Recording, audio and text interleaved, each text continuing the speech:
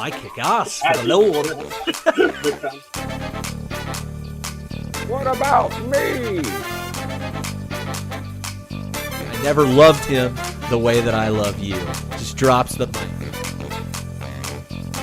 Fit me with his butt.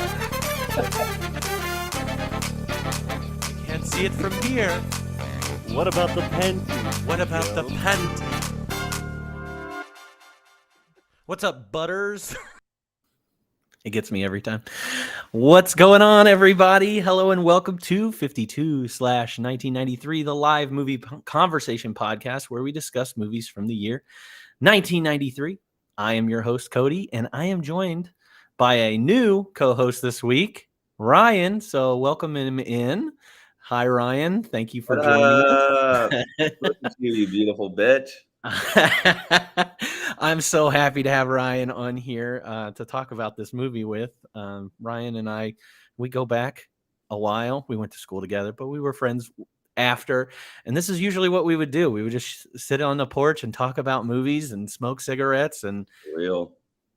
It was awesome. So I'm glad that we're able to do this. And I'm glad to have you on the show and hope you come back for many more beyond this.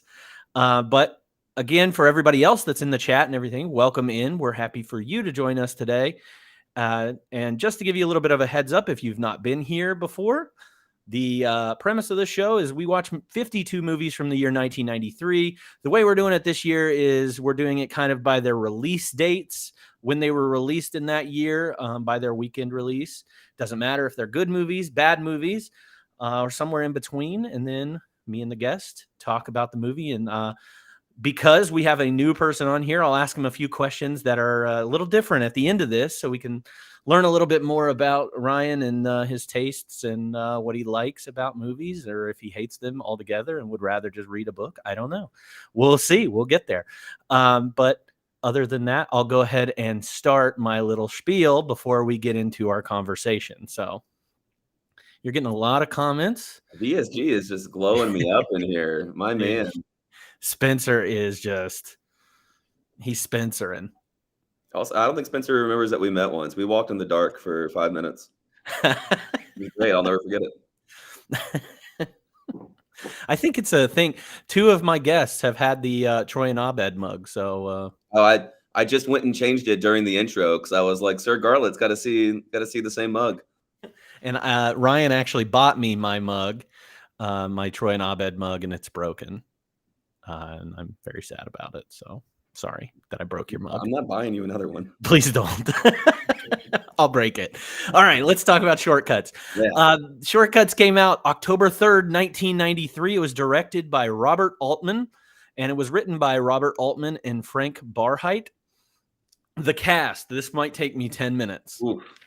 So let me go ahead and go through this. We've got Andy McDowell as Ann Finnegan, Bruce Davison as Howard Finnegan, Julianne Moore as Marion Wyman, Matthew Modine as Dr. Ralph Wyman, Ann Archer as Claire Kane, Fred Ward as Stuart Kane, Jennifer Jason Leigh as Lois Kaiser, Chris Penn as Jerry Kaiser, Lily Taylor as Honey Pigott Bush, Robert Downey Jr. as Bill Bush, Madeline Stowe as Sherry Shepard, Tim Robbins as Gene Shepard, Lily Tomlin as Doreen Pigott, Tom Waits as Earl Pigott, Frances McDormand as Betty Weathers. Earl Pigott? What'd you say? It was Earl Pigott?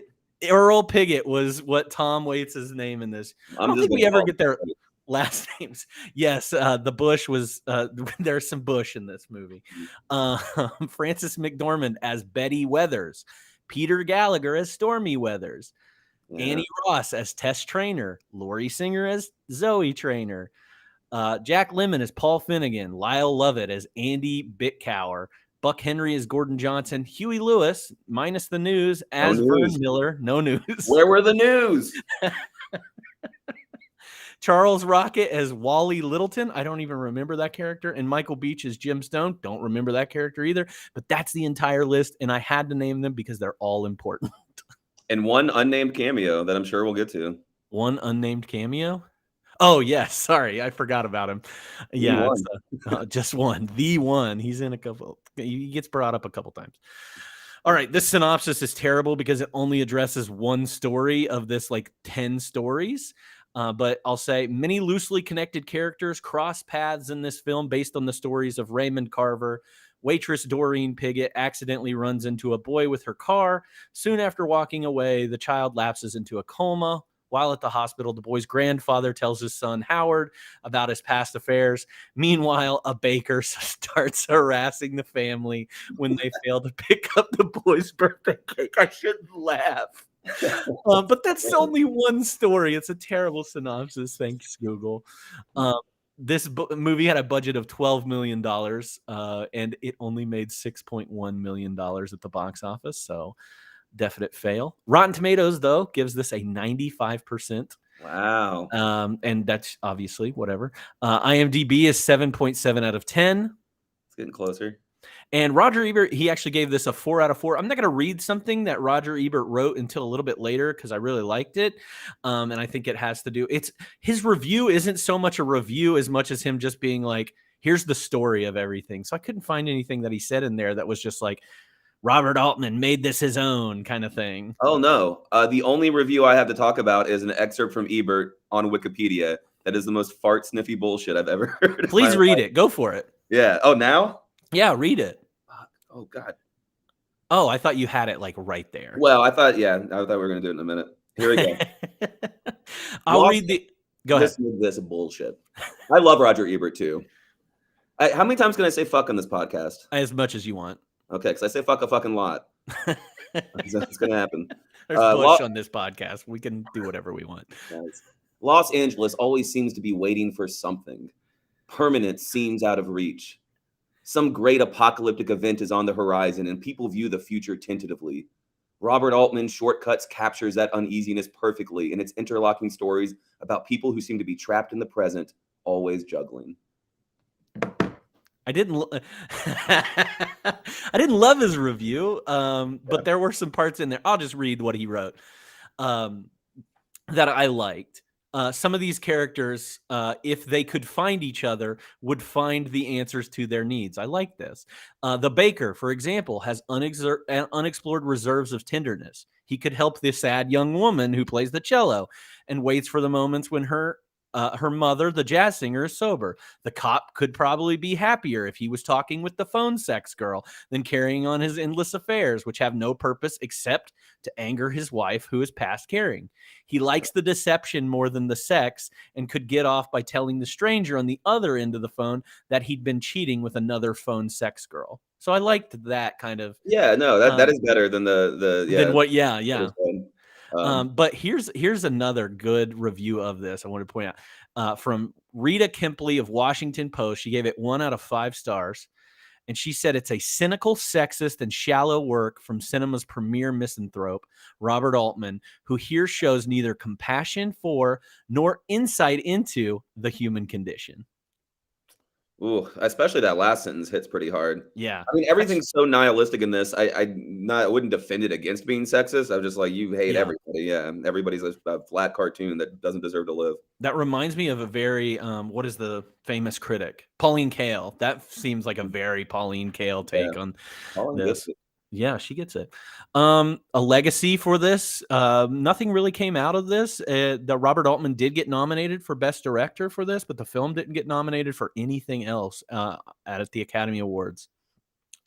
It got several other award nominations and wins across all of the awards that usually happen, but the Academy Awards.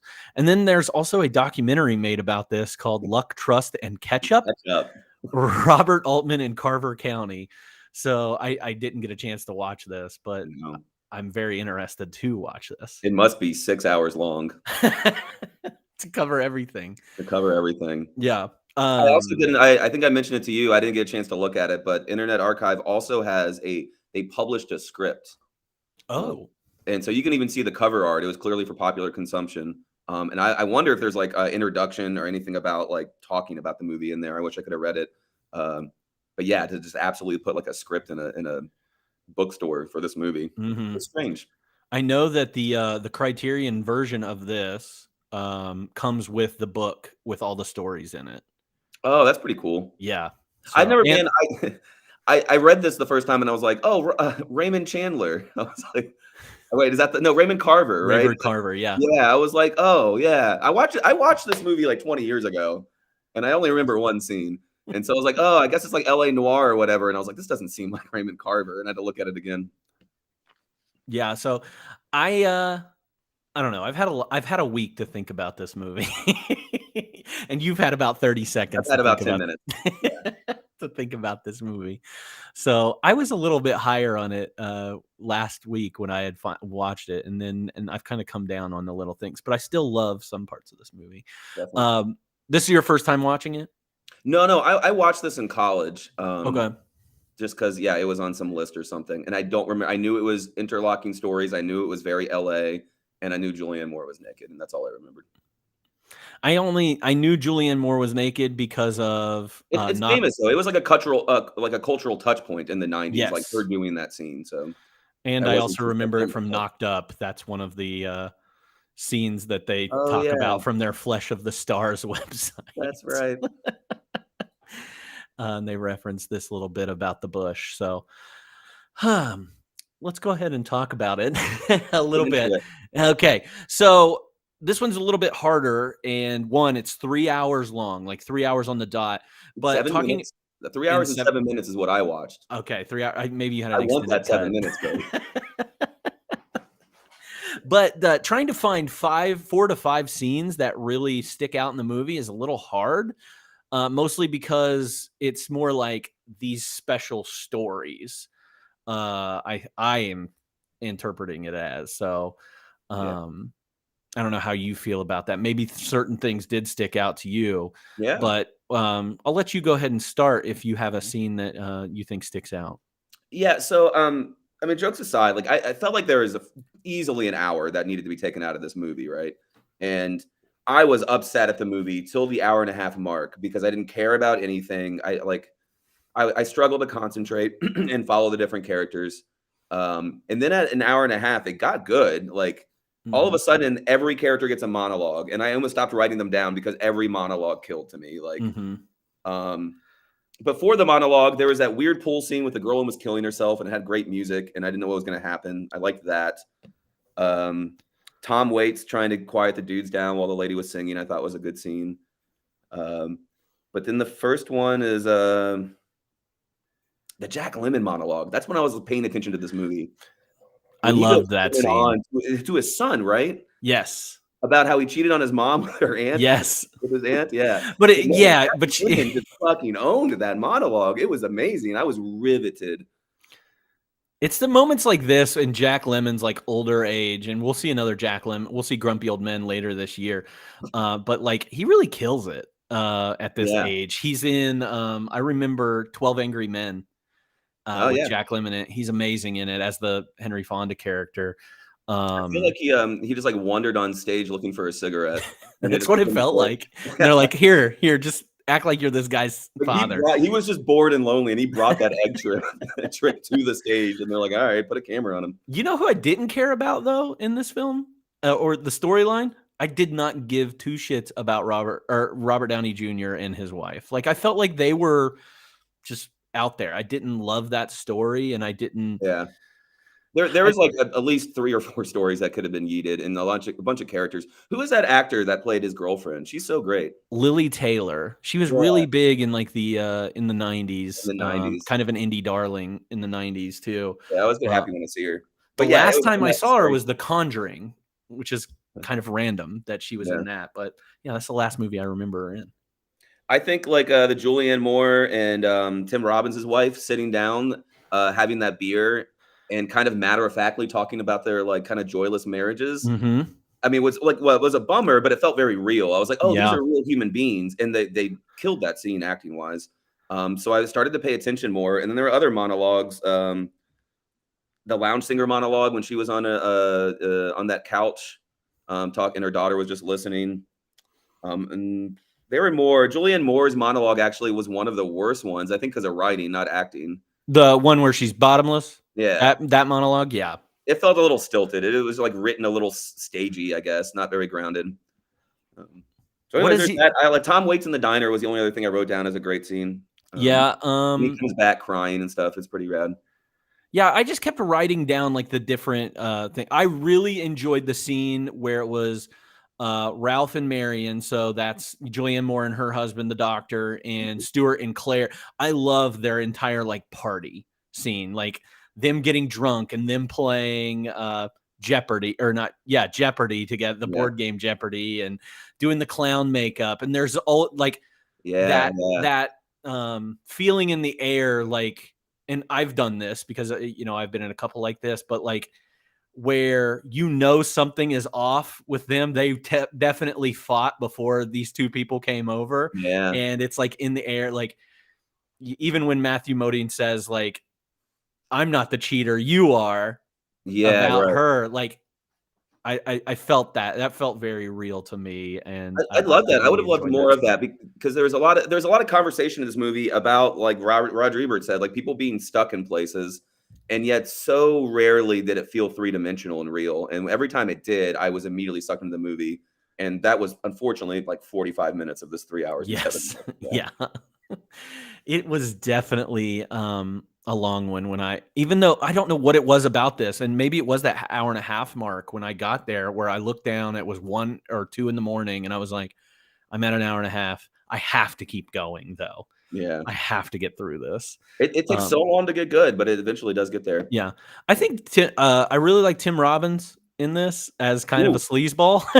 Yeah. Yeah, absolutely. I mean, we'll get to the like other moments and stuff like that, but he showed up a lot in that. His story fell off though. Like the second half of the movie, like once he's like, I guess I'll be nice to my kids and get the dog that I abandoned back. Then there's like a whole hour of the movie where like the scariest, like most compelling characters just disappeared. Yeah. I had Gene and the dog written down where he just constantly fighting with that dog and hates that dog so very much. But you get a spin-off comedy movie. Gene and the dog. I mean, how cute was that dog riding along in the little pocket of how dare he, by the way. Absolutely. To that dog, to his wife, to his kids. Yeah, he was the LAPD. What else did I have? Doreen and Earl. So Lily Tomlin and Tom Waits together. Is this the best I've seen Tom Waits act in a movie? Yeah, and he pulled some of it off, right? Yeah. It's been a while since I've seen his other stuff, and he always like has to slide by on his charisma, like in Jim Jarmusch movies and stuff like that. But he pulled off some acting here, and I definitely loved it. I really liked him. I didn't understand their relationship at first. That was the only complaint. That was one that got better. Yes, it definitely got better. Mm-hmm. I felt like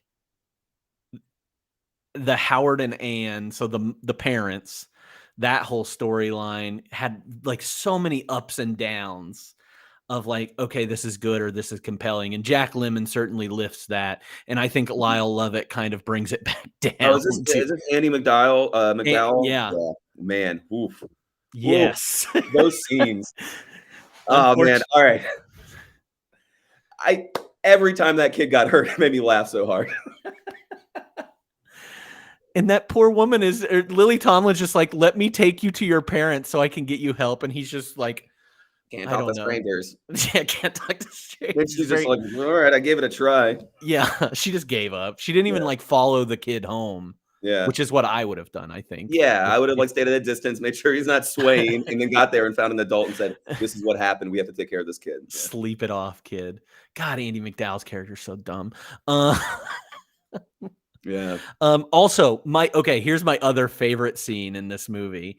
Stormy Weathers, David Gallagher's character, or Peter Gallagher's character, tearing up everything in Frances McDormand's house, and then the vacuum guy coming over and cleaning it. I loved that. I don't know why. And the fact, like, when they come home, everything is off of the carpet. It's like that perfectly square rug, and it's so clean, and just all that shit is all around there. I love that. And then there's like a Tinker Toys Blair Witch thing in the middle. Look, I did a good job, and I paid attention to most of this movie, but every time I saw him with that saw, and then when I saw that scene you just described, I was like, I think I missed what's going on here. I don't know which character did this to which character, or why they did it, or what it means. Yeah, I still don't understand his meaning behind it, other than like his wife's fucking a bunch of other dudes.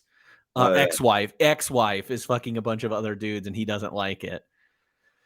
Also, I mean, 1990s. It's kind of a forward-thinking movie. Everybody's really into owning their sexual partners. Yeah. Being like, I'm mad about that 3-year-old kiss. I know you had a kiss 3 years ago, and I'm mad about it. And I'm like, bro, Julianne Moore is naked in front of you. I would just let that kiss go. Like, I think you're in the wrong place right now. I think another great scene is that well, I like all the opening scenes of this movie. You've got them one, which I thought was going to be more important, the med flies spraying in the beginning, like they're doing that whole thing. I thought that was going to be some more important thing that ties I don't back know. in. It was just like a vibe setter, I guess. Yeah, it just they abandoned that whole thing at the beginning. But like, I like putting where we meet everybody in that. So like, you get Tim Robbins yelling at the dog. You get the two couples at the opera. Yeah, and seeing a very famous celebrity there. One person, I don't even remember if it was the main character, says, "Who's Alex Trebek?" Oh yeah, it was. That was the first quote I wrote down. I was like, "Who the hell does not know who Alex Trebek is?" I think that was Stewart, the Fred Ward's character. Just That's like wild. Or Matthew. It was one of the husbands, Matthew Modine or Fred. I don't know. But is Alex Trebek not that famous at that point in 1993? Well, I think about that later, but I was like, I mean, I guess, yeah, maybe. I should have looked it up. That is 30 years ago now. I mean, and those guys have jobs. They're not watching TV. Yeah, maybe just Jeopardy was just a smaller thing then. Yeah, I don't know. But could you imagine anybody, like, Zoomers know who Alex Trebek is, right? Like, they could recognize him, name him. Rest in peace him. Yeah. Rest in power him. That's what they'll do. Rip Alex. All right. Anything else that sticks out besides in these scenes? I mean, we'll probably cover some of these in later categories, but anything else that we missed, maybe? Yeah, I don't know. I mean, I can say some. Go ahead. No, I was thinking about the three guys that find the dead body. That was straight out of Grumpy Old Men. Like, yeah. Those guys suck so bad. And one of them is Huey Lewis. Yeah. Peeing on the dead body. Oh my God, they're insane. Just and it's not even dick out. It's not even so fucked up that I thought it was funny. I was just like, get these gross guys off my fucking computer. I don't. Well, yeah. It was like supposed to be funny. I think there's a lot of comedy that fell flat, and like I think agree. Behind the scenes they were like, "This is really clever. This is smart people humor," and I was like, "It's not. Nothing that's funny or creative here." I hated those three guys. Like I kind of understood. Like, she's not going anywhere, I guess. So like, let's fish, but like they just fished right next to her. And they did everything right next. I don't know. Like, maybe pull her out. I don't know what I would do in this situation. Well, this comes. I mean, Raymond Carver. I've never read any of his works, but I know of him, and he did try to do like, I guess, Pacific Northwest Gothic. Like he did like Faulkner-esque type of stories. Mm-hmm. And so I could see really good writing talking about these fishermen being so cold that they leave the body hanging while they go fish because they don't want to miss their fish. I could see that being a good short story. That's in a Faulkner-esque, people are fucked up kind of way, right? Yeah. I just don't think it translates into this movie very well. Yeah. And just I don't know. For like weird jokes later in the movie too, like the guy that takes the pictures of them and then they get the pictures mixed up and like that. Is that the payoff that we're getting here? Or the movie feels like it read a Faulkner story and was like, this is hilarious. Yeah. It just didn't get it. It's supposed to be like horrible and nihilistic. Yeah. They're like, man, what a great comedy story. Let's make a movie. Who's your favorite character in this? Or who do you felt like was the scene stealer? Tom Waits was up there, but I might just like Tom Waits a lot. He's my uncle. Huh? Oh, that's right. Yeah. Yeah, I didn't like any of them. I mean, I wrote Tim Robbins ? Because he was compelling. And Jack Lemmon blew me away. I really liked Claire the Clown. Oh yeah, Claire the Clown. Anne Archer. I feel like her character got put through the ringer. Maybe I don't know. She got everything. She got hit on by Tim Robbins in a weird cop way, and she had to deal with Fred Ward not doing the right thing with the body, and then she went on her own little journey to. I felt like she had the most to do in this movie. Yeah, she definitely did. I also kind of like Peter Gallagher too. He was just off the rails to me, and I thought he was I thought he was kind of funny. He was kind of the funniest. Tim Robbins might have been the next funniest. Funniest. Yeah. Wow. He's just. I felt like everybody was just coked out of their mind a little bit in this. Definitely, that's part of it. This is also like, I guess it's also like a 70s and 80s director being like, I can do 90s indie. Like that has that vibe too. There's like some Gen X, everybody being a little too proud of themselves vibes, like in the comedy, especially, like I said. It's funny you think Tim Robbins stuff was funny because like he came in with like just fully scaring the shit out of me. Like he was the only compelling character for the first hour and a half because I was like, this guy is starting at 11 and he is violent in front of his kids, and I am scared to be around him. Oh yeah, he's a terrifying character. There are just certain interactions that he has with people that I found to be like some of the stuff when he's lying to his wife, I think is very funny. Even like him going to get the dog.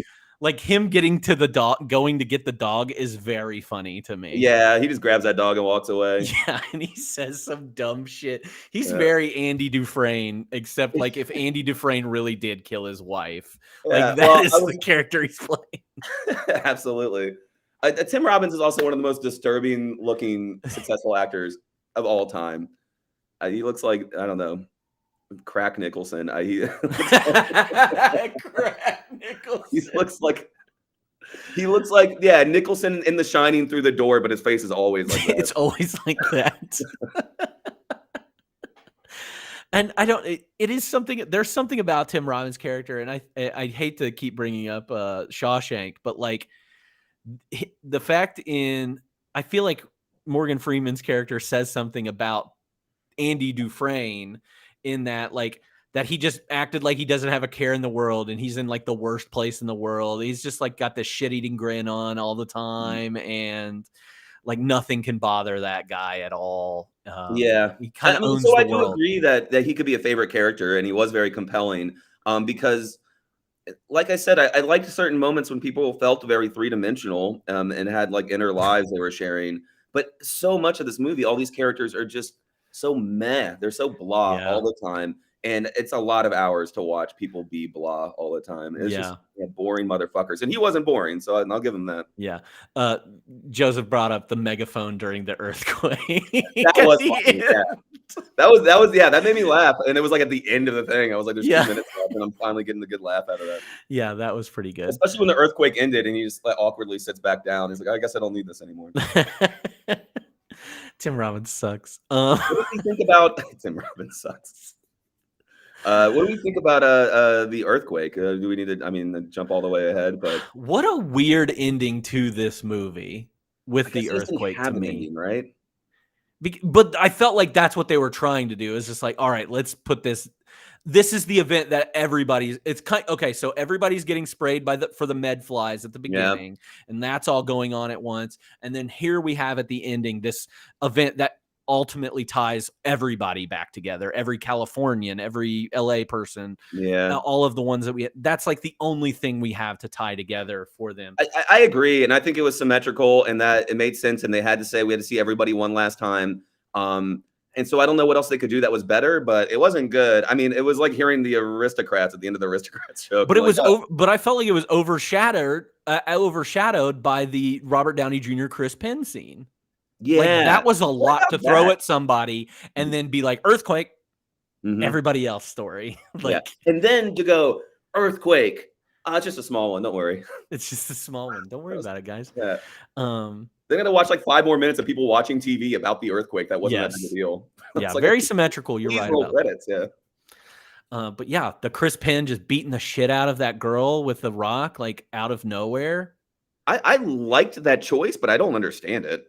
I've read a little bit about it, and then they were like, "Oh, this is supposed to be like he may have killed other people that are mentioned on the news that you've seen later." I do not want to dig into like the deep like lore of Shortcuts at all. If you look in the background, there's a lot, and like I was telling Spencer this because he hated this movie, and he was like, "Why the fuck is that woman singing all the time?" Oh, those are some of the best scenes. Yeah, I really like the singing scenes because I was like, hey, yeah, they're kind of like they're kind of to deal with what scenes we're seeing with these people, some of the songs and the lyrics and stuff. Yeah, I had one of those as my or obviously best music moment, but yeah, I really liked those scenes, and I don't know, the earthquake thing at the end with her. Again, I don't know what else you're gonna do. I mean, yeah, who knows? who knows? All right, let's get into quotes. What are some of the quotes you got written down? I didn't write down a ton. I wrote down a ton. Okay, I wrote good. down a ton from the first half of the movie. Then I got sleepy, and I was just trying to pay attention. They're not great. I mean, who's Alex Trebek was the first one. I do love. Was it Tim Robbins who? Man, I can't remember any of the characters now. Who was just like, they're like, get the dog inside, and he's like, no, the dog goes outside, and he's just breathing in the insecticide, and she's just like, oh, go on then, get cancer. Madeline Stowe was really good in this too. I liked her. Tuna melt. That's breakfast. He wants a tuna melt. He goes, tuna melt. That's breakfast. Who's eating tuna and mayonnaise for breakfast? Is that a thing? Not for me. No, tuna melt's not breakfast food. That's it. Yeah, that's all. Jason Lee gets a lot of good lines. What did you say? That was it. That was your lines. No. Jennifer Jason Lee. Next time I'm going to take a Q-tip with aftershave and stick that up your dick. And then she says, "Call me, bitch." Yeah, she was wild. I kind of liked her scenes, but I don't know. I just felt like there were like three different movies in here that I would rather have seen. Yeah, I think I would have rather have seen some like her own separate movie about this kind of thing. I love Stewart after he comes back from his fishing trip, trying to get all freaky and go down on his wife, and then talking about how her vagina smells like fish. And he says, "Smells like a rainbow to me," in response to like a rainbow trout. I like that line. Smells like a rainbow to me. Fish pussy puns. I can get with it, I guess. I just like the rainbow one. Like a rainbow. Smells like a rainbow. At some point, she brings her mom goldfish, and she says, "Oh, cute goldfish. I haven't seen those in years." Who says these things? Oh, cute goldfish. I haven't seen those in years. And then he's like, "Are you going to show me how to feed them?" She's like, "Yeah, Mom, I'll show you how to feed them." There's a lot of fish in this movie. That's true. I'm sure there's some deep meaning behind that. Yeah, probably. I did not go that far into it. And it all has to deal with that guy's wife's vagina. That's what it all has to deal with. I hate LA. All they do is snort coke and talk. Like that one. Yeah, that's a good line. I had that one as well. Sherry saying, "Wouldn't it be a trip if Alex Trebek bought a nude painting of me?" Just like, why the fuck is he gonna buy it? I'll be honest. If Alex Trebek bought a nude painting of me, that would be a trip. I mean, it would be a trip, but like the only reference they have, they attended the opera or whatever with them. Mm-hmm. That's it. That's their only connection here. And was Alex Trebek there like with his real mom or something? I think so. That might have that had to have been that had to be his real mom. Mm-hmm. Hey, Where's Mom, want to be in a movie? Want to be in Shortcuts? I owe Robert Altman a favor because I got a question wrong on Jeopardy. Yeah. Those were the only three that I had was the Trebek rainbow and the snort coke. Yeah, I mean, like some of these I wrote down because they're kind of funny, but they're not that funny. I did like, "Who's Clara the Clown, Gene?" Like it was so serious. And then when Doreen's fighting with Tom Waits, she says to the neighbor who's off screen, "Is like, Pat, what are you looking at? It's nothing new." I did like that. Yeah. I love Lily Tomlin. She's incredible. Yeah. Oh man. Yeah. Lily Tomlin's great. I ask myself, how many times she's been in movies where she had to wear a ridiculous diner outfit. I feel like that's every movie she's in. Yeah, it does feel like that. Mm-hmm. I don't know. Wait, who is Zoe Garlett? Zoe a character? Zoe is the girl that kills herself in the garage playing the cello. Ugh, yeah. Dramatic. Okay. So I was so confused. Was she the kid who was talking to the little kid who got hit by the car? She was playing basketball? Yeah, they were playing basketball. Well, I was like, okay, well, that's a 13-year-old. And then she gets naked and jumps in the pool, right? And I was like, okay, Yes. I'm guessing that's an 18-year-old. And then later on, she's playing cello and talking like she's been to Harvard. I was like, are you 30 now? I don't know what you are or who you are, what your deal is. And like they kept talking about her mom. She had that one scene where she was talking to somebody. She's like, yeah, my mom's not doing well. She's on her last legs kind of thing. And I was like, her mom seems completely fine to me. Yeah. She's the coolest person in this movie. Yeah. I didn't even feel like she was an alcoholic, and I was supposed to believe that she was an alcoholic. It wasn't until later in the movie that I picked up on that was her plot. I was like, oh, you drink a lot. Okay. I mean, sure. Yeah. You don't act drunk. I don't know. You got to kill her voice. But when she gets drunk, she like uses that to talk about her dad. Yeah. Yeah. I was like, so that's kind of a nice thing.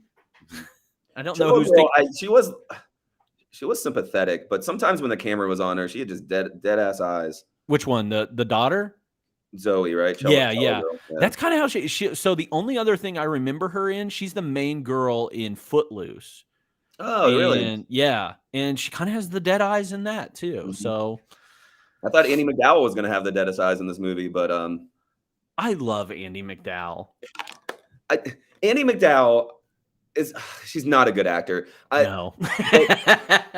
I remember somehow as a kid, she's been stuck in my head since I was a little kid. We were probably like watching Michael or something as a family. Oh, Michael. And I didn't even hit puberty, but there was something in my little kid brain that was like, that's the prettiest lady who's ever been pretty. Like in my mind, she was just the prettiest woman ever. And so every time I see her, I'm like, oh, bad acting. Let's go. I love you, Andy. Like, and like, so we watched Andy McDowell was in Groundhog Day earlier this year. Yeah. And I like her in that. I don't think she's like doing any like amazing acting ability, but like she's believable. And I'm not like, you're the worst part of this film. She gets elevated by other people. I mean, she's the worst actor in Sex, Lies, and Videotape, but she's like the main character. And I like her in that movie. 4 Weddings and a Funeral.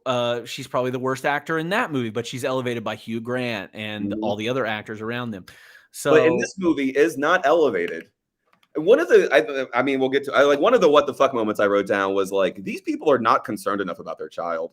Oh, definitely the husband is not too. Yeah, but even she's like, oh, he's like, oh, we got the best doctor. She's like, cool. I guess I'll just chill here for a while. Yeah, I'll go home.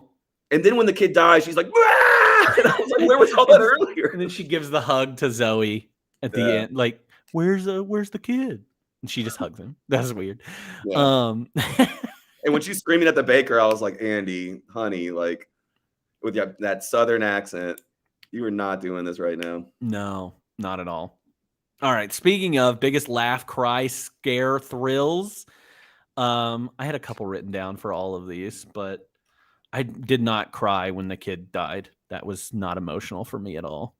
Oh my God, this whole sequence. As I was watching the movie, I was writing down next to laugh, watching that little kid run in clearly a 30-year-old man's t-shirt or whatever, carrying that shit like this. I was watching it. I was writing it down, and then he got hit by a car, and I just kept writing. And when he got hit by a car, and then like every time his limp body, I just could not stop laughing at that kid's misfortunes. He was laid down by his mom on that bed. She didn't even put his head on a pillow. She just laid him down in the middle. And then Robert Altman decides to do a quick zoom into a glass of milk. Do you remember that? He definitely had some choices with the camera in this. Yeah. Every time I noticed Robert Altman's directing, who is a great director, but every time I noticed it in this movie, I was like, stop, Robert. What are you doing? Mm-hmm. I guess like Zoe killing herself in the garage is a little bit of a sad moment. Yeah, chuckle. Oh, we didn't cry now? Oh, no, I just kind of go back and forth. Okay. Chuckle, I bring up Stormy tearing up the house, but also that scene of like, yes, like the Blair Witch thing in the middle and all that. Yeah. That's probably one of the loudest I laughed. Also, and Tim Robbins at the end with the worst goddamns ever delivered. Yeah. This wasn't a cry moment. And honestly, I was just randomly touched by a well-written and well-acted line. It wasn't a big deal at all, but it's when, Doreen's kid is yelling at her for hanging out with Earl Piggott. Yes. Is like yelling at her about Earl. And at some point she just goes, he's all I've got. I need company. And it's like very matter of fact about it. And I was like, that is really sad and kind of beautiful, where she's sitting there was like, hey, you could be my kid and criticize like my boyfriend or, husband. He hangs out with me. He hangs out with me. I'm an older woman. Like I'm working in a diner and I need a friend. So if my friend's an alcoholic jerk sometimes, like fuck off. Find me a new one. Yeah. Like, that was a pretty cool moment. I didn't even realize, I guess I realized a little bit later because the names get so mixed in that I think it was before we even figure out that she's his daughter, or she's the daughter of Lily Tomlin. Yeah. That Earl was slobbering all over her. She's like, I didn't say you touched her. I said you slobbered all over her. Yeah. And I was like, oh, and then I realized, oh, they're talking about Lily Taylor's character. And then when Robert Downey Jr. was like taking pictures of her and was like, tell me what Earl did to you. Tell me how he makes you feel. And I was like, Robert. Yeah, he was on coke in this movie. Yes, he was. This is like the downfall, right? Like, yes, this is it. Robert Downey Jr. is coked out of his mind in this movie. Yeah. And he's having so much fun fake hitting her. Yes. Oh yeah, he's just like, and then the stabbing. I kind of hated the stabbing thing. He was like, "Hold this in your arm." I was like, "That doesn't look good. That doesn't look real. This is not going to be a good photo." You're criticizing the photo. Yeah, I was criticizing. Which we do get to see. Yes, we do. We get to see them in a weird, creepy way. I don't know. Yeah, but the fact that Zoe pulls out her cello to play in the garage, while dying, that's also what a tired trope it is of like the sad cello girl. Like if you're like sad and dead inside, that's your instrument. Yep. You better have long curly hair, dead eyes, and play the cello. Like, what would have happened if she were a trumpet player? Oh, great. She only did ragtime. I can't remember. I don't know why I think of it. It's been a week. Does she drag her body up to the room during the earthquake, or I don't know, and I have to apologize to you and the entire 52 of us. This was a meaty movie to come in on. I was like, why couldn't I do Cool Runnings? I would have had a notebook full. We could have started at the beginning and moved toward the end. I missed some shit in here. Okay. I don't remember, but I feel like the old lady or the mom is just like crying while singing about her dead daughter, and I just felt like her dead daughter was right there while the earthquake was going on, but that also could not be true. The same, I don't know. Did they play and sing together ever? Because that seems like a missed opportunity. No, I don't think so. That would have been a cool scene. Yeah, that would have been a cool scene. Maybe that would have been great. Like she's sitting there and she's sad that she's sad that her mom's drunk and talking about taps. Yes, that's got me. The taps thing. Hear it now. It'd be great. It's like in cartoons when you see somebody drowning and they put up the 5, 4, 3. She's just playing her own death. Just like shoulders back, straight up. So like when she's sad that her mom's drunk and talking about her dad again, like what if she was like, okay, mom, all right, mom, and she's like, here, just let me play you to sleep, and played a little soft cello, and then her mom kind of drunkenly vocalized until she played off. Like that would have been a really cool thing. Yeah, that was a scene they played out over and over again where she had to sit there and listen to her talk like that and then try to get her to sleep. But that was the one time they shared music together in the movie. Yeah. But I never, I like that so much better than what happened because I never felt like this girl was like that sad. I don't know. Like she just kind of killed herself out of nowhere. Not that, I mean, you have to have a reason or whatever, but. Well, in the pool scene, which was the first scene that I was like, oh, what's going on here? When pool cleaner's looking through the fence and she's like, takes off her clothes and falls in there. I was like, oh, so this is like a Harold and Maude thing, but I didn't notice her doing it ever again. Yeah. It was weird. It was weird. Chris Penn, I'm moving on to like scare or thrill, but Chris Penn smashing that girl's head with a rock, not like thrilling by any means, but just kind of like what the fuck out of nowhere. I perked up. I mean, in that whole scene too, I saw him like acting awkward with like Robert Downey bringing all the Riz, right?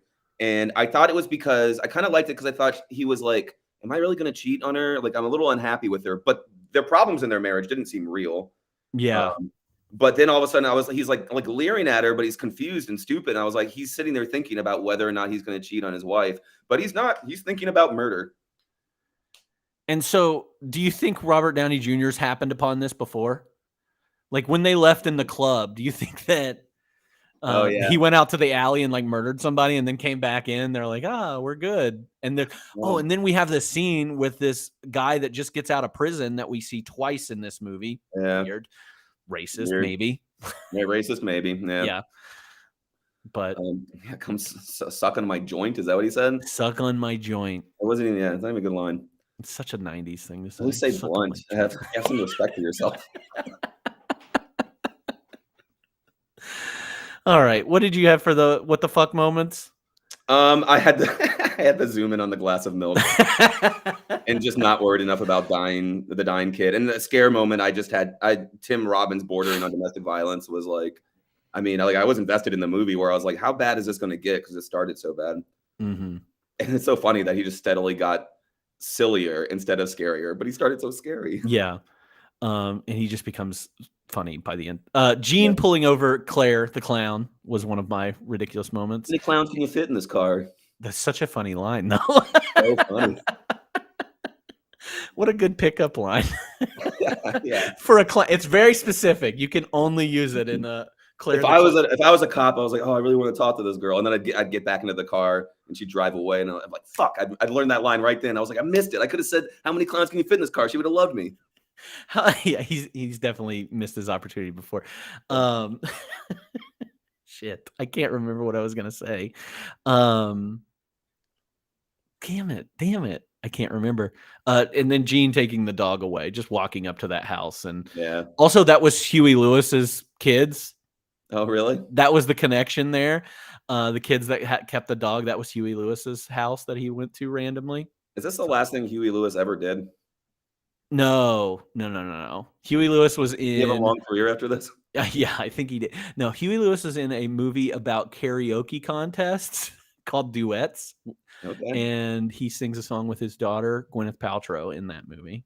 Huey Lewis's daughter is Gwyneth Paltrow? In that movie, yeah. Oh, okay. They sing Cruisin'. Even in real life. No, not in real life. Bruce Paltrow is her father. Of course, you know.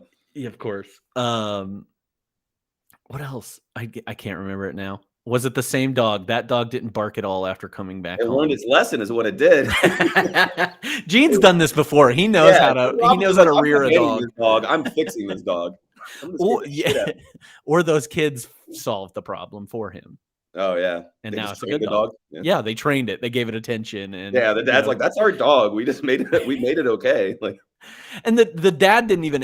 He tried like hard. He was like, "Hey, that's our dog. That's my kid's dog. You're just gonna take it." Mm-hmm. He's like, "Property of the LAPD, man. Got to take this dog in." With those like Spaceballs Chips helmet he has on, like the white. It was definitely very Chips. It was less the police officer from Terminator 2. Yeah, exactly. I wanted him to be menacing, and he was not. Man, I wonder if that influenced that character at all. Because it was probably like big in the zeitgeist at that moment. Yeah, I don't know. Anything else in this that you want to point out? What the fucks? All right, best music moment. Which one of Annie's songs did you like the best? No one stood out. I just appreciated it every time. The one Jennifer Jason Leigh like commented on was pretty good. What you still have for love or something like that? To Hell with Love. Hell with Love. That was a pretty cool that's song, good. That's my favorite one. Yeah. At the beginning, actually, I had two sound takes at the very beginning of the movie where I thought some of the jazz horn stings were pretty great. Mm-hmm. But then at the 15-minute mark, I was like, holy fuck, these helicopters are still going. I'm going to lose my mind. When did the helicopter stop? It was like 15 minutes of helicopter noises, and it was stressing me out.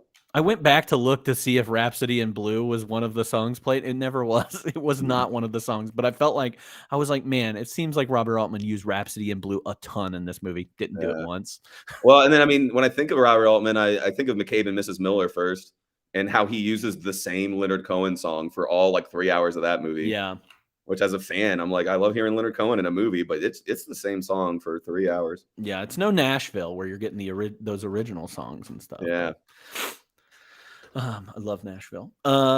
Okay, most dateable character. I've got a couple fuck, marry, kills too, but yeah, I did only fuck, marry, kills, and I did Trebek for all of them. You don't have one character in there that you were like, they're cool. Jennifer Jason Lee, like as much as Okay. her character's fucked up, she seems chill as fuck. I Yeah. think she would be my Mary for sure because I'd be like, even like when like he gets jealous or whatever, she's like, oh come on, honey, like you want to fuck, you want to feel good, baby, like come on, Big Bear, like you can fuck me, it's cool, just be chill, man. She was cool with her friends. She didn't fight Yeah. anybody. I mean, She's one of the ones that I did that was a fuck, marry, kill. I picked Jennifer Jason Lee, Frances McDormand, Mhm. and then Zoe, the cellist. Oh, I threw Lily Tomlin in there. She seemed Okay. like a cool person, yeah. And she would let me be an asshole. And then I thought it'd be fun to do the three fishermen who would be the fuck, marry, kill out of those. I have no distinction between any of them. Bucket hat, and bucket hat. The guy that takes pictures of the dead body is a kill for me. Yeah, okay. I think it's fuck Huey Lewis and then marry Fred Ward. I'm really kind of attracted to Fred Ward in this. Oh yeah, yeah, he does. I'm not gonna lie, I was sincerely attracted to Tom Waits, his vibes, and his fucking wife beater. I was into Lily. I was into Lily in this movie. Yeah. I thought she was great. Claire is still. I love Claire the clown. I can't get enough of her. Clown thing. I got a clown thing, man. The red nose, the big shoes, the white, the face. honks, the honk shoes, yeah, the small car, yeah. I'm into it. I like an impractical woman. What did you say? An impractical woman. Yeah, that's what I like about clowns. Who do you think gave the best performance in this movie? I don't know, man. It's okay to say Jack Lemmon. Well, Julianne Moore had some moments. It was funny. I mentioned this earlier. It was funny looking back and remembering that monologue, which she does great at, but it wasn't written well. And I was like, oh, there's 4 better monologues in this movie than the famous one. I do think Julianne Moore is a treasure. People love her, but they should love her more. She's an acting treasure for sure. What is that movie that she was in where there's like a pandemic? Children of Men? No. But it's like very. I'll have to look it up. I forget who did it. Is it a Soderbergh one? A one-word title. Steven Soderbergh did one. I forget what it's called. And she's amazing in that movie. Once I find it, She's one of those great actors. Huh? Safe. Oh yeah, no, Safe. That's Todd Haynes. Yes. Yeah, right. I almost rewatched it. It was on Criterion. Yeah, it is a good movie, and she's really good at it. She gets a lot of stuff to do in that movie, a lot of talking at least. She is one of those actors that's so wonderful, but she works so much, it's easy to take her for granted. Yeah. And, she gets course corrected by like Amy Adams in movies and stuff like that. Yeah. And I don't think Amy Adams is as good at some things. I still haven't seen Still Alice, which is the one that I've wanted to see. She's like a woman in her early 50s getting dementia. Wow. She's incredible in that movie. Yeah, so. I believe. I think Anne Archer's amazing in this movie. Madeline Stowe, I think, is doesn't have as much to do in this. But I think she's good. Yeah, and then Jack Lemmon. I particularly like Madeline Stowe and Julianne Moore's interactions together. Like that conversation, like you were saying. That conversation was a great scene. Yes, I really liked that. It felt, natural and real, and I felt like I liked both these people, and I like it was like whatever themes this movie had was a theme about like settling and being stuck, but also like coming to grips maybe with middle age and like where you are and learning to like be happy where you are, even if it's going to be imperfect. Both mourning that and like getting contentment through that. All of that was in that beautiful scene of 2 women drinking beer. Not a Bechdel test thing because they were talking about their husbands. But yes. No, but it felt like 3-dimensional characters there for sure. Yeah, I really like that. And I really do like Jack Lemmon's whole thing. Like, yes, he's got that great scene with like his parent or with his son, telling his son that he's a bad dad.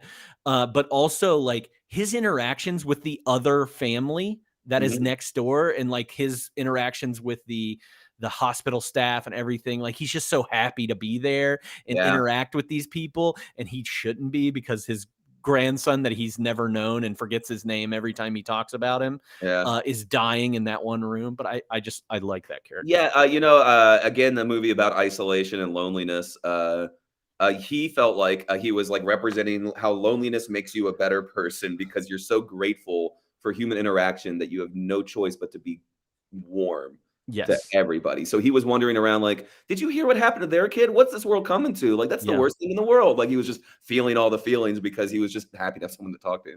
I don't compare this man to my father, but he seemed very much like my father in this, Oh, where yeah? he's just never met a stranger and just talks about Yeah, the like, yeah, what's on Facebook or whatever. We'll just yeah. start bringing up shit that does not matter um, in the moment. So I really liked his character. Okay, so I know this was a tall order, and I apologize to anybody that's about to go through this with me, but I recast uh the entire cast for 2023, and it's still, I tried not to make it as white as possible, but these characters are very white, and it was kind of hard for me to do. Um I so in contrast, I have a single recast I came up with in please go 2023. for it. And it is a person of color, and I thought of it early on, and every time I watched Tom Waits on a screen, it was so much more fun because I was imagining Donald Glover doing that character. No, Donald I would Glover with like his that. long beard and his wife beater, being kind of a jerk, being kind of gruff, then crying. I mean, I think it would have worked so well. Um, so I thought that was a good recast, but that's No, all. I like that. Now, that was one thing I tried to fit Donald Glover in there, because I was trying to do, because you got Huey Lewis in this movie, you've got the Yeah, I lounge wanted a singer in this musician. movie. That's how I I thought of wanted it. to Yeah. do musicians, and I could not think of anybody except here's who I cast as Earl in this movie: Harry Connick Jr. Okay. Wait, And this because is your 93? no, this is 2023. Oh, So he's yeah, no, older. yeah, Tom Waits. yeah, He's yeah, probably in his late 40s, early yeah, 50s in probably, yeah. this. So I was like, oh, Harry Connick Jr. would be great in this. And then I cast Sandra Bullock as Lily Tomlin's character. That's And so funny. it's I think Sandra Bullock would be great. You said earlier Amy Adams, and I thought Amy Adams with Donald Glover, even if there was an age gap, would actually be pretty cool um as Lily Tomlin. does she cry a lot? Does Lily Tomlin's character? I feel like Amy Adams needs to cry because her eyes No, always look like she's been crying for like a few days. but Amy Adams loves to almost do accents well. Oh yeah, that's true. So I think she'd be like, "This is how waitresses talk," and it would almost be there, you know. Almost. No, I liked. I put Harry Connick Jr., Sandra Bullock. That's a little bit of that's a Hope Floats reunion there. Oh, okay, I see. So I like that. Who did I put? I put as her daughter. I hated this. Jennifer Garner's who I cast as the Andy McDowell character. It's the same Yeah, thing. It's the same same thing. thing. John Hamm as the father of or husband of Andy McDowell. Okay, yeah. Yeah, just white I mean, bread, that guy was white a or milk judge. toast Yeah, kind of thing. Yeah. yeah. Amanda Seyfried as the Julianne Moore character. Oh, she should be Cello Girl, but yeah, I get it. Yeah, I felt like Cello Girl needed to be a little bit younger, like true. just out of college. So I did put a Dove Cameron, who's like this Disney Channel person, in for that Mhm. person, and then I cast Cher as the lounge singer. Oh yeah. Oh, that's great. Yeah. Mhm. Miles Teller as the doctor, Matthew Modine's character. Okay. I don't Kristen, actually know most of these people. yeah, Kristen Bell is Claire the clown. Okay, yeah, Um, that'd be great. and then I wanted to do Dax Shepard as her husband, but I also Uh, thought he's a little too goofy for me, so I chose Jensen Ackles, who's from Supernatural and The Boys and all this stuff, as him because he's kind of got that accent, Texas, whatever. Abigail Breslin as Lois, the okay, Jennifer yeah, I Jason love Leigh that. character. Yeah. Uh, Man, yeah, trying to recast Jennifer Jason Leigh. Can I that go was quick tough. tangent? I feel like Jennifer Jason Leigh was a person who I only knew by name, and Criterion Channel had like a collection of her movies, and I watched a bunch of them in a row. And I feel like she is not quite a good actor, but she tries so hard in every movie that I became a big fan of hers. Like, I don't know, watching her in Georgia, Single White Female, I was like, you're going a little too hard on everything, but you really want to be the best actor you can be, and I'm rooting for you, kid. Like, Yeah, Single White Female is the one that always gets brought up with her that I've never seen. Of course, I've seen her in Fast Times at Ridgemont High, oh yeah. and Hateful Eight, which, Oh, okay, yeah. yeah, she's definitely a character in there. Paul Walter Hauser, I don't know if you know who that is, but as the Chris Penn character. What's Chris Penn doing? Can he come back? No, he's dead. No. Okay. I think he's dead. I think he did heroin. Oh no, I liked him. I cast Bella Thorne, another Disney Channel person, as the Honey Piglet Bush. Terrible name. That's the Lily Taylor character. Yeah, And then yeah. Jaden Smith as the Robert Downey Jr. character. Okay. Andy McDowell's daughter, Margaret Qualley, I put her in as the Madeline Stowe character. Okay. And then this was my only person of color, John David Washington as Gene Shepard. It's Denzel Washington's son. Who else I got here? Emma Roberts as Betty Weathers and Anthony Ramos as Stormy Weathers. There we go. There's another, yeah. John Lithgow as the the Lemon character. Okay, yeah. Jack Lemmon character. Yeah. He'd be so great. Crispin Glover as Mr. Bitcower. This cast is so big. Josh Gad Gad as the guy that takes the pictures of the dead body. Yeah, he could be a fisherman real easy. Yeah. And then Tim McGraw as the Huey Lewis character. Man loves to act. Yeah, he does like to act, and you get some Blindside in there. Yeah, I was about to say, right? Weren't they in a movie together? Yeah. Okay. Do you have any facts that you learned about this movie that you've written down? Nah. All right, I'll go into some. All of Jennifer Jason Leigh's phone sex conversations are verbatim of calls she heard when she was researching the part. Okay. Yeah. The Q-tip and aftershave. Yeah, that was something she heard. The film was shot in 10 weeks. Each storyline filmed in weekly divisions. So each story was filmed in each a week. There was a body count in this movie of 4, which is bizarre to think about. Yeah. Vern. Right, 3. Yeah. All right. Yeah, I can think of 3 off the top of my head. I can't think of the other one. Vern, Stewart, and Gordon, the fishermen, find a naked dead girl floating around in the river when they go fishing. We learn from Claire that the police deduce she was raped and murdered. It's implied that the perpetrator might be Chris Penn's character. Yeah, I see that. Yeah. Also, I didn't know one of them was named Vern, and that makes my 1993 recast Ernest P. Worrell as one of those fishermen. I think that's the Huey Lewis character is Vern. Okay. Yeah. You know what I mean? Yeah. Come on, Vern. John Cusack's little sister Susie is the red-haired girl that Chris Penn kills at the end. Oh, I didn't know there was a third Cusack. Yeah. The bottom nude scene. Madeline Stowe was actually offered that first, and she said she didn't want to do it and got the different role, but she played topless in the movie as opposed to bottomless. Yeah. You know what? Honestly, when I saw the bottomless scene too, it didn't hit as hard as I remembered because there was a lot of nudity before that got there. Yeah. And I didn't get my joke out of the way that between the 3-hour and 7-minute runtime and Julianne Moore's Bush, there's not a shortcut to be found in this movie. Go. Wow. I'm so glad you're on here. Good. I'm glad it's going well. I'm going to flop through that. The drowned girl is reminiscent of the Ophelia drowning photo or portrait in this movie. Why not? Yeah. Yeah. The actress, Julianne Moore, said she not only agreed to take the role on the spot, but also told Altman that she had a bonus for him. I really am a redhead. Okay. Yeah. So check out my bush, Rob. Yeah. All right.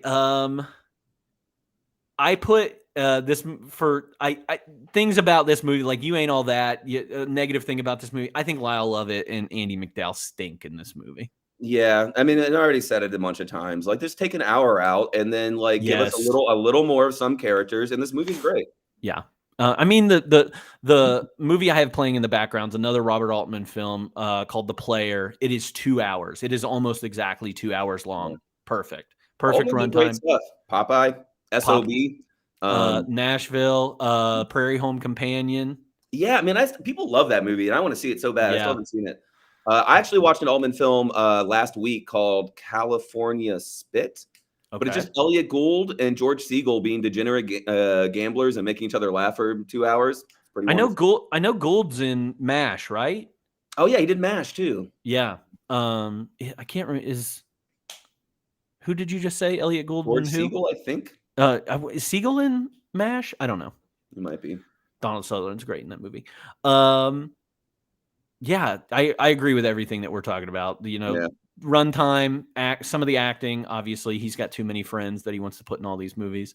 Where's Shelley Duvall at? Put her in this movie. Yeah. You like her a lot. So if you could pair this movie with another movie for a double feature, like a fine wine with a dish, what would you choose?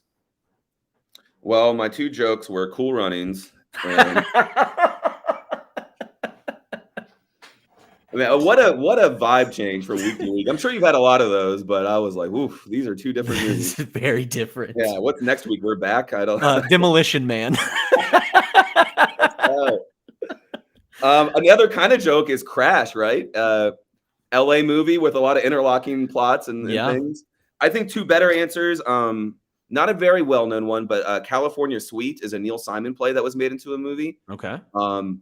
Honestly, it's like 4 different stories happening in the same LA hotel, and it's very much about LA. I remember one of them being problematic to the max, but another one is gorgeous, and Maggie Smith wins a Oscar for Best Supporting Actress and deserves it, from California Suite. So that's 2 anthology things that are based around LA. And then the last one I had for the anthology reason was to do Martin Scorsese's After Hours. I've not seen it. Oh, really? Yeah. So it takes place at night, and it's New York, right? So you watch this in the late afternoon. It's all sunny, bright LA stories. And then you get up, cook dinner. You put After Hours on at night, and you get the New York version of this movie, and the better movie probably. Yeah. I think the obvious ones I had written down, Crash is obviously like the LA thing. The Player, if you're going to do an Altman LA thing, Magnolia, I think, is an obvious one. And I think Paul Thomas Anderson maybe pulled directly from Altman to make Magnolia. It even has an ending thing. And Stephen had mentioned it earlier, where at the end of I mean, it's been out a while. I hope I'm not spoiling things, but like, it rains frogs at the end of Magnolia. And that's kind of its earthquake thing. And that's pretty cool. Yeah. I think Magnolia is a better movie than this movie. I love Magnolia. People say wonderful things about Magnolia. Tom Cruise's probably best role, in my opinion. Yeah. He's amazing. amazing. He's screaming the word penis and Born on the 4th of July. Yeah. Pretty great. He talks a lot about his dick in Magnolia. Okay. All right. Yeah. I'll check it out. Yeah. He talks a lot about it. He's like a Meninist. Oh, okay. Yeah. It's he's very Sigma in that movie. Basically, another Paul Thomas Anderson, that is probably one of my favorite movies. Boogie Nights is, again, a much better movie than this. Boogie Nights and The Player might go better together than this, but Magnolia, I think, is probably the direct one. But I'll need to check out California Suite, and After Hours has been on my list forever. So yeah, I love Neil Simon. I read every single Neil Simon play. His early stuff was like bringing Jewish Americanisms into like Gentile characters and making them popular in American theater. And so there's a lot of like funny, witty, nagging mothers, that kind of stuff. That's really good. Then later on, he did autobiographical things. So he had Biloxi Blues. I love Biloxi Blues. Yeah, Lost in Yonkers. And then I think I'm forgetting the most famous one. But those are great plays too. But California Suite's a little like hidden gem. Okay, nice. All right, rewatchability rating, if you had to give it out of 5. I mean, I'll give it a 2. I mean, there's interesting stuff there. I don't know when we'll get a second to talk about kind of though. And I have a few things to say about like, if you're really into 90s indie cinema, you should check this movie out. It's having a conversation with what's going on in the early 90s and both like finding out what's bad about those vibes and what's good. I mean, like, when does Rich Linklater do Slacker? 2 years earlier? Like, yeah. Like, I mean, Altman's getting long in the tooth right here, like trying to do his version of Slacker, and it's not working. But that's an interesting conversation to have. It's unique too that when you brought up like this is a early 90s, there's yuppie cultures kind of in right now, and this LA, we've already seen like 3 or 4 movies that have to deal with like the LA riots that are happening, or these movies were being filmed when the LA riots were happening, and you don't see anything about that. You hear about this fucking Medfly, and like that's the big thing that's going on in LA. And like again, I said this movie is very white. Like you don't get any of the other side of LA in this movie, even though these characters feel real. Like some of them are very middle class. Some of them are doctors or artists or just kind of out of it. But yeah, I don't know. That's interesting. It might be one of the reasons it just doesn't feel right today too. Mhm. Like something's off. It's like I don't know why I care about any of these people. Yeah. What was your overall star rating? 3. Yeah, I gave it I gave it a 4 at first, and that was after like my initial reaction to it. And then I've come down about a half star. I'm like 3.5 now. So yeah, I think 3. And it's more interesting than good. Yeah, I agree. As a movie nerd and certain types of movie nerds, like I like watching bad and interesting. Sometimes like it's. Yeah, I want to see what Robert Altman's doing in '93 with this concept. So. Yeah. And this and The Player were kind of his comebacks because everybody kind of hated him in the 80s. Yeah. He was real big in the 70s with Nashville and everything. And then he had a bunch of stinkers. Popeye was a stinker. And I think I can't name any of the other ones that he had, but in the 80s. But everybody kind of hated him. Jimmy Dean thing. Like, yeah. Going Jimmy Dean, something like that. I remember that. Yeah. I don't know if I'd ever want to go down a Robert Altman path, but I do like some of them. Too many to go down like the whole path. So. I love my favorite Robert Altman film is probably Gosford Park. I love Gosford Park. Yeah, I've never seen it. Yeah, I do recommend that for everyone. It's like a murder mystery. It's very upstairs, downstairs, 1920s Britain or 1910, something like that. Very good movie, Gosford Park. Recommend. Anything else you'd like to say about this movie before I go into some of my other questions that are just for you? No. I think we've said all there is to say about shortcuts. We've beat it to death with a rock. Is it wrong to say shortcuts? Shouldn't we be saying shortcuts? Shortcuts? Not shortcuts. It's 2 words. Yeah, shortcuts. Yeah. Have you seen shortcuts? Not have you seen shortcuts? I don't know. Shortcuts. I can't say it. I don't know. You're messing with me now. I don't like it. That's an honest question. All right. So we haven't done this in a while, but it typically, I like this. This is one of my favorite things to do with people that I have on here initially. And it's basically just where I ask you about, your favorite movies or things that you like or from your past or specific actors or things that you just want to preach on about. I like to do this. So we'll start out real not easy, but do you have a favorite movie or maybe even a top 5 movies that you are there that are your like go-tos? I wrote down 7 and 2 directors. I love it. Number 1 with a bullet is definitely Hard Target. Okay. I'm just kidding. When people ask me, I'm not good at favorites. When people ask me my favorite movies, I frequently throw out The Third Man because I've seen it like 5 times. I think it's a movie people would like. It's interesting. So that's what Carol Reed, little Orson Welles, cameo that's very famous. A noir set in post-war Berlin. Cool music. Speaking of that, my 2 directors are like Orson Welles and Kubrick, and I do feel like those are like college film nerds jerk off answers. But like if you go a little, I don't like them just because I love like Clockwork Orange and Full Metal Jacket, which are brilliant. And I'm not sitting around saying Citizen Kane's the best movie ever made. Mm-hmm. But I like the way that those psychopaths, those horrible people, the psychopaths who treated people poorly, made really cool art, and they were like the definitions of douchey mad geniuses. Yeah, 2001. I saw that as a kid, and I was like, I didn't know the world could be this weird. And you're one of the first people that I knew that talked about Barry Lyndon with such like love and affection, and so deep love. I mean that movie is fine art, So yeah. Anyways, Third Man, I threw in there Kess. By some of these are pretty like smarmy choices. What's your favorite? What's your favorite Wells? That's a good question. I like, honestly, his last movie is called F is for Fake. Mm-hmm. And it's a documentary about art forgeries. And then throughout the documentary, you find multiple things he's been telling you are lies. And so it's like this long fourth wall breaking meta thing about lying for art. And it's pretty wonderful. Yeah. So it's like a deep cut, but it's great.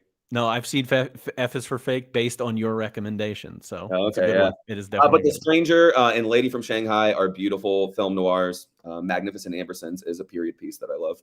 And got famously cut a lot of, or like got refilmed or something happened with the Yeah. Magnificent where it's It not was just follow-up to Citizen Kane, and he Yeah. was doing something epic and big like Citizen Kane, and I think the studio was just too scared to let him do his thing. I like Touch of Evil. Oh god, Touch of Evil, yeah. Touch of Evil's so Very good. famous, yeah. Okay, sorry, I keep cutting you off. No, Kes by Ken Loach. Ken Loach is a cinema verite director, British. Actually, I think he's Irish. And Kes is like, you have to watch it with subtitles on, even though they're speaking English, because they're non-actors from Northern England and like coal towns. And it's just like, they're like hillbillies from England, but it is a beautiful story of a poor kid and his pet hawk. All About Eve, I love. That's a Mankiewicz film. Broadcast News. I put Scott Pilgrim on to seem relatable. I watched Scott Pilgrim not too long ago. Yeah. It's still so good. And I wanted to put like a real art film on there. So it's either between Tarkovsky's Andrei Rublev or La Belle Neswus, which I love dearly. Yes. Have you seen La Belle Neswus? Yes. I Oh my love that God. movie so much. It's a 4-hour movie with like an hour and a half of no words. And I watched it at the right moment and I was like, I am into art film. This is beautiful. And half of like most of it is like just him scratching on paper. Yes. That I fucking love.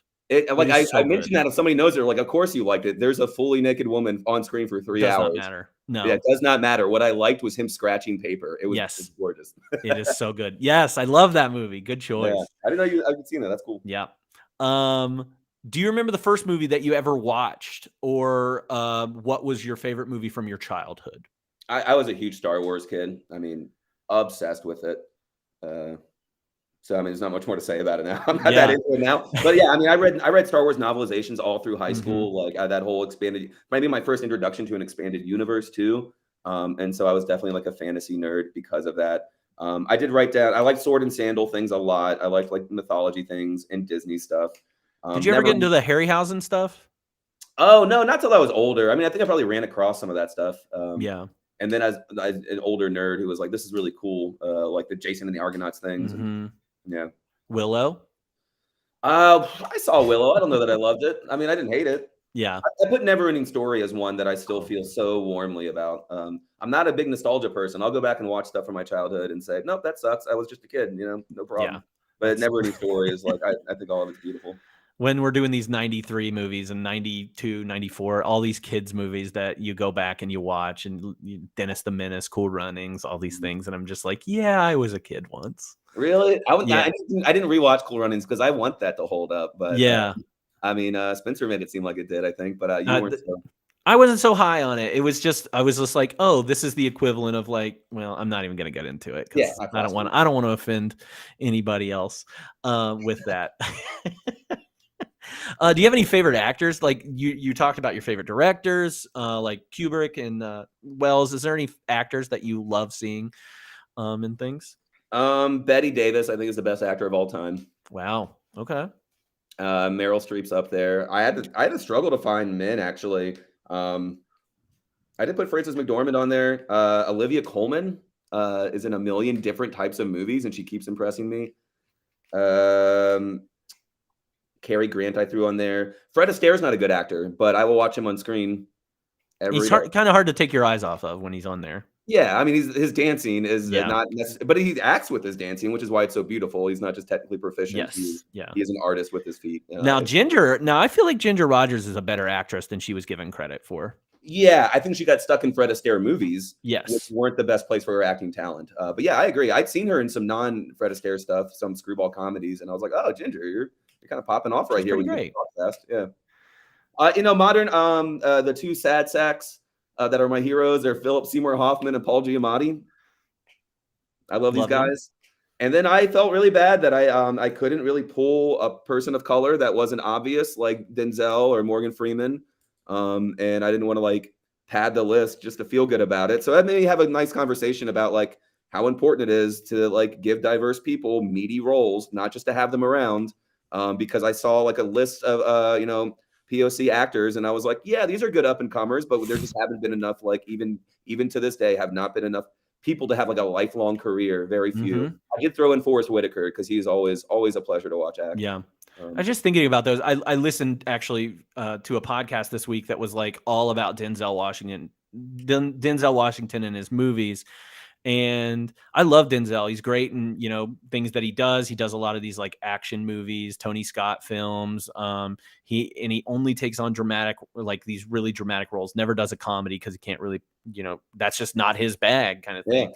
But he doesn't ever stick out to me as like somebody that I'm like, yes. But it goes to your point, like, yes, give more roles to these people. They are very important. Like Sidney Poitier was the only person you put in the movies for 40 years. And then I almost don't even. I love Sidney Poitier. I've seen so many movies with him, but like, and God bless him for walking the line he walked. Yeah. But he had to walk a kind of lamer line. He didn't get to act outside of the edges very much, and he was smart not to, and was good for culture to not to. But we lost out on a lot of brilliant black actors, and even seeing what Sidney Poitier could do in a world where he didn't have to walk that line. Right. So yeah, I mean, the future looks good for us because we got a lot coming. But it made me pretty sad to think about like looking through list and be like, oh, these are all people like Ossie Davis who had a good career but just didn't have meaty roles because they weren't James given. Earl Jones, he's in there too. Yeah, for sure. And a lot of those guys, and even Denzel gets to do those media roles, but they're often on stage. They're doing their Shakespeare plays, or they're doing August Wilson plays. Fences is the thing that I thought of immediately when we were talking.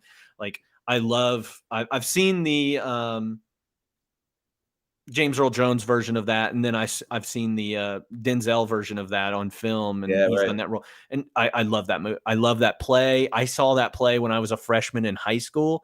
Incredible. So yeah, I agree with you. If any actor could play you in a movie, who would you want? Either Mark Ruffalo or Zendaya. I'm laughing at the Mark Ruffalo part. Obviously. Yeah, I know. That's a stretch, but I don't know. No. I've always said Mark Ruffalo. You got that look. Your sister said Mark Ruffalo. My sister said. I'll never let Cody forget that when I met his sister, she whispered to him behind my back and was like, "Oh my God, he looks like Mark Ruffalo." And Zendaya. You forgot that part. She said that too. He's like, she reminds me. No, Zendaya. She's great. Is it really Zendaya? I've been saying it wrong for years. I don't know. It's like Rihanna thing. Yeah. Riri. I just stick with Riri. Riri. Okay. Any hot? Johnson. All right. Wait, what? You know what I got the most when I was young? The albino from Princess Bride and Jack Black. I hate those. Yeah, I mean, love it. I like Jack Black. Yeah, Jack Black. That's not bad. You've also gotten Kit Harington or Jon Snow. Yeah, I was like, man, I'm really coming up in the world. Yeah, you getting some Jon Snow? You know nothing. Love that. Yeah. Do you have any hot takes about movies? One while you were talking. Okay, perfect. And you were like, "Fuck August Wilson. I hate him." No, the ones I wrote down were E.T. sucks. And that's a hot take. That's a hot take. I hated E.T. as a kid. We've talked about this. Yeah, and my take was that I wanted full fantasy. I didn't want kids running around hiding one little dumb alien who didn't do anything cool. I was already in the Star Wars. Like, I had plenty of aliens. I didn't need this one dumb alien waddling around being hidden stuffed animals. I was so bored as a kid watching that movie. The third act kind of slaps, but yeah. I root for Zack Snyder. I don't think he's good. I just think he's trying really hard to be good, and I want to see him get a win. I'm looking forward to his new movie he's got coming out. It's basically Star Wars said, "Hey, we want Zack Snyder," and then Zack Snyder had all his, like toxic universe behind him, and they're like, "We don't want you anymore." And now he's making. It's called Rebel Moon. It is the most Star Wars looking movie I've ever seen. That's not Star Wars, and good for him. Hey, honestly, sometimes you just need to drop the name and do the same thing with a new name, right? Yeah. I think there are even lightsabers in it. Like, yeah, why not? Yeah, good for him. Also, what I added was, man, my whole life, people just cannot stop talking about how great Boogie Nights is, and that movie just grosses me out. I just hate everybody in it. I don't think it's honest. It's okay. You're allowed to love it. That's a hot take I have. I don't think it's a good movie. Yeah. Okay. These are hot. That's why we do this. Hot takes. It's not meant for me to agree with you. Get fucked, Cody. Right? You love E.T.? I love E.T. I love E.T. I cry in E.T. every time. I cry in Boogie Nights too. When Burt Reynolds is filming, it really gets to me. Best thing that you've watched recently, and it can't be Shortcuts. No. Kind of a long list. The D&D movie was good. I was Okay. surprised. I enjoyed it. I watched the Once Upon a Time in China series. Jet Li's come up. Kung Fu films. The first 3 are great. The second 3 are not great. I watched Poetic Justice yesterday. Yeah, with, what'd you think of that? Why do you ask it like that? Because we did it. We did it on the podcast. Oh, you did. It was yeah. 93, was it? Oh, Yeah. oh, wow. Man, better than I expected because all right, we don't have a million years to talk about all this, but yeah. Boys in the Hood stuck around for white people, and Poetic Justice didn't. Yeah. Right. That stayed in Black American culture a lot more than it stayed in white. Boys in the Hood kind of stayed in white American culture. And so I was surprised at how good it is. I was surprised how good Tupac Shakur acted and how good Janet Jackson acted. See, I disagree with you there. I think Oh, Janet really? Jackson is not great in that movie. Oh, I mean, I think she's doing great for being a musician. Yeah. I no. think Tupac was really good. Yeah, honestly, there was a lot more compelling scenes than I expected. Not for any other reason than it was like a '90s road trip, girl power movie kind of, and I was not expecting it to be as like nuanced as it was. I enjoyed it. Fun watch. He just drops her off on the side of the road and keeps driving. Yeah, that's rude. It's wild. That's bad behavior.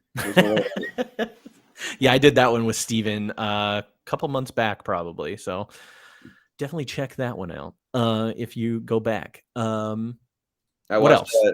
Johnny Mnemonic for the first time. Did you watch it in black and white? I saw that you did, and I was like, "What's the meta here? Why do I need to do that?" I was like, "I'm not even going to look it up. I'm just going to watch it in color." I just did it for the hell of it. It was what memes? Like half of it's like computer generated internet. Who wants to see that in black and white? No, it's so much better if you watch it like it's a 1930s noir film. You're gonna troll me into watching it, and you're like, sucker. It was not worth it. I promise. Yeah. You got me to rewatch Mask of the Red Death. I've been watching all those Roger Corman Poe movies. I finally watched Police Story 3, Super Cop, dope. Yes, Michelle Yeoh's incredible. Finally watched Ghost in the Shell, dope. Love Me Tender, Elvis I didn't know Elvis was a good actor. Love Me Tender is a great movie. The best one, and it's his most dramatic. And my mom, this is from my mom. So this is my mom's recommendation. I believe it's called like what is it called? It's like Rising something maybe. Character, let's see. What's it called? It's Kissing Cousins. No, that's not it. Flaming Star, I think is what it's called. Yep, it's on my list. There's a little Elvis collection on Criterion. I like to do this collection. So even if I mean, I'm from Memphis, but I'm a hipster in Memphis, so we hate Elvis down here. But I was like an actor. I can't lie. My favorite Elvis is It Happened at the World's Fair, but I've watched it in the last couple of years, and it's very racist. So, yeah, it's bad. Yeah, Chad. Two people were telling me, chat, that King Creole goes pretty hard. So I'm excited to watch that one.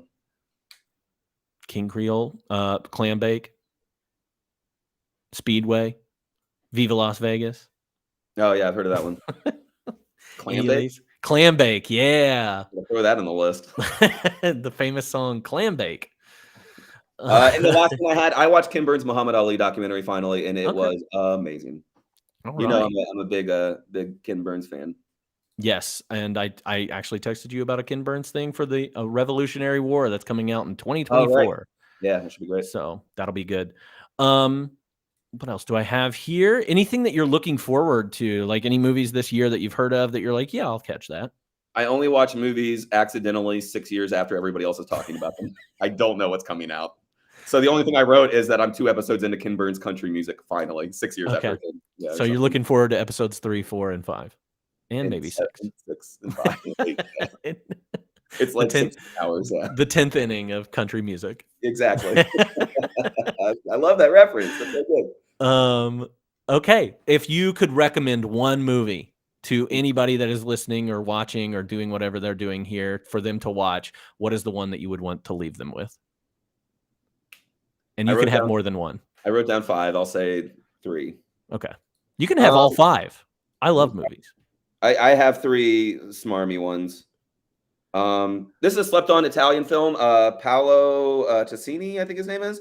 The Night of the Shooting Stars is a beautiful film told through the perspective of a 6-year-old girl in World War II Italy, and the Americans are pushing the Nazis out, and these people are getting bombed, so they decide to leave their town and go find the American soldiers for safety.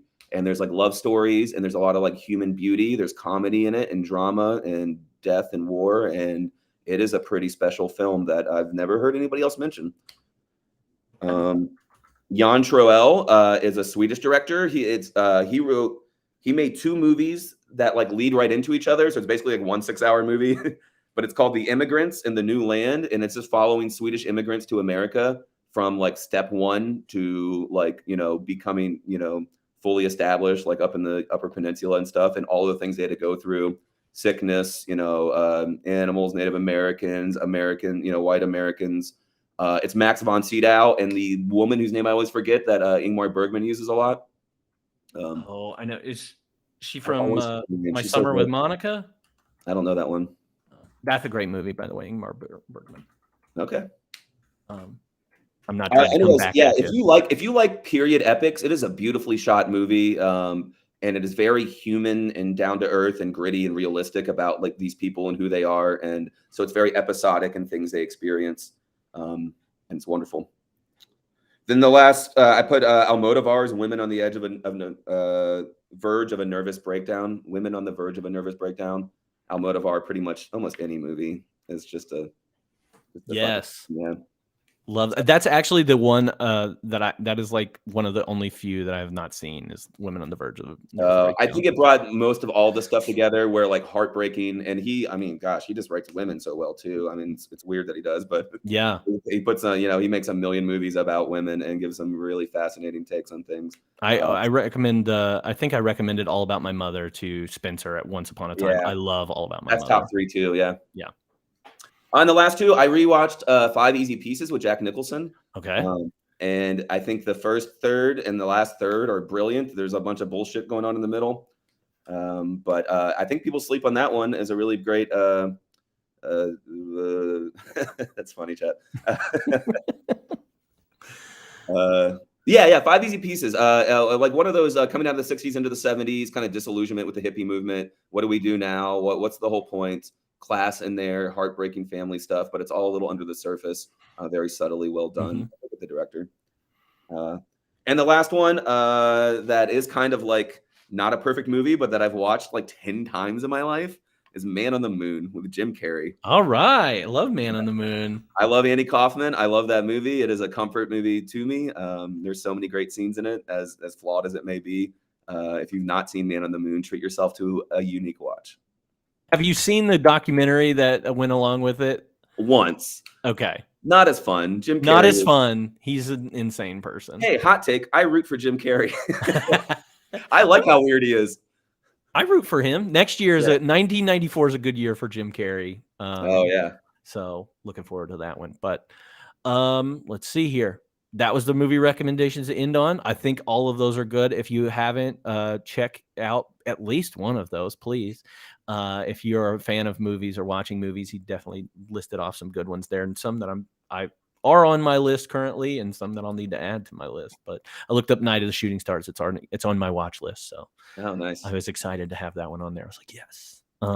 But anyway, Ryan, thank you so much for doing this with me. I really appreciate you. I'm glad that we talked about an Altman film, even if it wasn't the best Altman film that either one of us have seen. I really, really respect your opinion, and I'm glad that you found this. This is so much fun. I've enjoyed watching. I'm going to be a more regular watcher, and I hope it'll come back on and to chat. This movie was a mess, and I did not. I wish I could have. I wish I could have come on in Cool Runnings. Gotten used to being on the podcast that way, because this was a lot of names that a lot of white faces that blended together and blah. But there were cool things about it, and I think we got to the right takes and all of it. Yeah, well, we've definitely got some more movies planned for you, and you've picked out a couple more to do. So we'll have you on in the near future. But again, thank you so much. And next week, much different take. We had already kind of mentioned it, but the action sci-fi movie Demolition Man, starring Sylvester Stallone and Wesley Snipes, and maybe some incest. It's going to be great. I can't wait. I can't wait. But I look forward to seeing you all next week here on 52/1993. Thank you all so much. Have a good rest of your week and watch some good movies. God damn it. That's it.